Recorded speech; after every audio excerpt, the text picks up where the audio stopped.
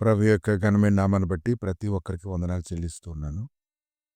ఈ ఉదయకాలాన్ని నీ హృదయాన్ని కలవరపడనివ్వకుండా ఉంచుకోవడం ఎలాగో నువ్వు తెలుసుకోగలగాలి. కలవరం అనేది ప్రతి వ్యక్తిని అది వెంబడిస్తూనే ఉంటుంది. అది పిరికితనంలోకి నడిపిస్తూ ఉంటుంది. తర్వాత అది భయపెట్టి, కృంగదీసి, పూర్తి బలహీనతలోకి వెళ్ళేలాగా చేస్తుంది. ఈ దినమైతే ప్రభువును అధికంగా ఫలించాలని కోరుకుంటూ ఉన్నారు. కలుపు మొక్కలు లాంటి ప్రతి విధమైన కలవరం అంతటినీ కూడా నీ హృదయంలోంచి నీవే తొలగించుకోవాలి. యోహాను సువార్త 14:1 మీ హృదయమున కలవరపడనీయకుడి, దేవుని యందు విశ్వాసం ఉంచున్నారు, నా యందు విశ్వాసం ఉంచండి. ప్రభు మాట్లాడుతున్నడికి ఈ మాటలు చెప్తూ ఉన్నప్పుడు, కొత్త కొత్త సమస్యలు వస్తూ ఉన్నప్పుడు అనేక మంది కృంగిపోతూ ఉంటారు. దానికి విడుదల గురించి వారు కనిపెట్టుకుంటూ ఉంటారు. మత్తయి సువార్త 9:18 నుంచి ఆయన ఈ మాటలు వారితో చెప్పుచుండగా, ఇదిగో ఒక అధికారి వచ్చి ఆయనకు మ్రొక్కి, నా కుమార్తె ఇప్పుడే చనిపోయినది, అయినను నీవు వచ్చి నీ చెయ్యి ఆమె మీద ఉంచుము, ఆమె బ్రతుకుదునెను. యేసు లేచి అతని వెంట వెళ్ళెను. ఆయన శిష్యులు కూడా వెళ్ళిరి. అతను చెప్తూ ఉన్నాడు, నా కుమార్తె ఇప్పుడే చనిపోయింది, అయినా సరే నువ్వు వచ్చి నీ చెయ్యి ఆమె మీద ఉంచు, ఆమె బ్రతుకుతుందని చెప్పినప్పుడు, ఆ సమయం ఇదిగో 12 సంవత్సరాల రక్తస్రావం కలిగిన ఒక స్త్రీ, నేను ఆయన పైవస్త్రం మాత్రం ముట్టితే బాగుపడదునని తనలో తాను అనుకొని ఆయన వెనుకకు వచ్చి ఆయన వస్త్రపు చెంగు ముట్టెను. యేసు వెనుకకు తిరిగి ఆమెను చూచి, కుమారి ధైర్యంగా ఉండము, నీ విశ్వాసం నిన్ను బాగుపరచునని చెప్పగా, ఆ గడియ నుండి ఆ స్త్రీ బాగుపడెను. కనుక ఈ దినాన్ని నువ్వు తెలుసుకోగలగాలి. విశ్వాసంతో నువ్వు బ్రతకాలంటే దేవుడు చేసినటువంటి కార్యాలను చూడాలి. ఇంతవరకు నీ జీవితంలో దేవుడు చేసినటువంటి ప్రతి కార్యాన్ని బట్టి నీ హృదయంలో నువ్వు నిబ్బరం కలిగి ఉండాలి. ఆయన నిన్న నేడు నిరంతరము ఒకటే రీతిగా ఉన్నాడు.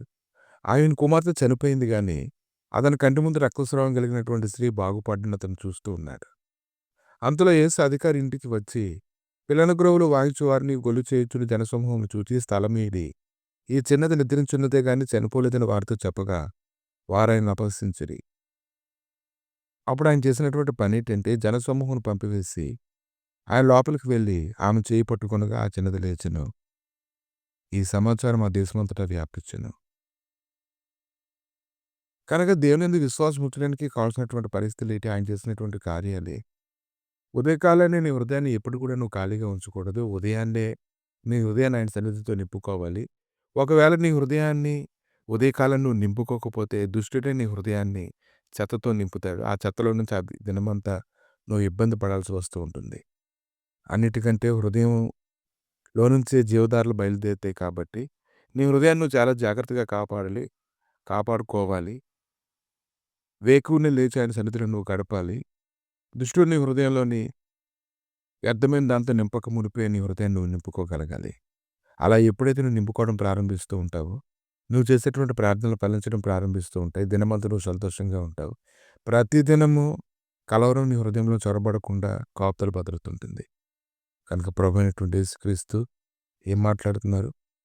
యోహాను సువార్త 14:1 మీ హృదయమున కలవరపడనీయకుడి, దేవుని యందు విశ్వాసం ఉంచున్నారు, నా యందు విశ్వాసం ఉంచుడి. కనుక నువ్వు అధికంగా ఫలించడానికి ఈ దినాన నువ్వు సిద్ధపడు. ఆయన దగ్గర మాటల వద్దకు రా. ఉదయాన్నే ఆయన సన్నిధిలో నువ్వు నింపు. ఆమేన్.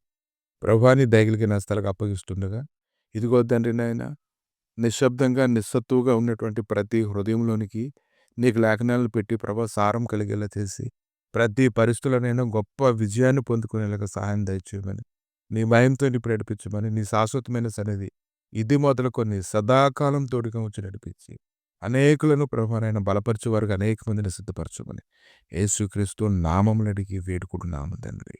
ఆమేన్.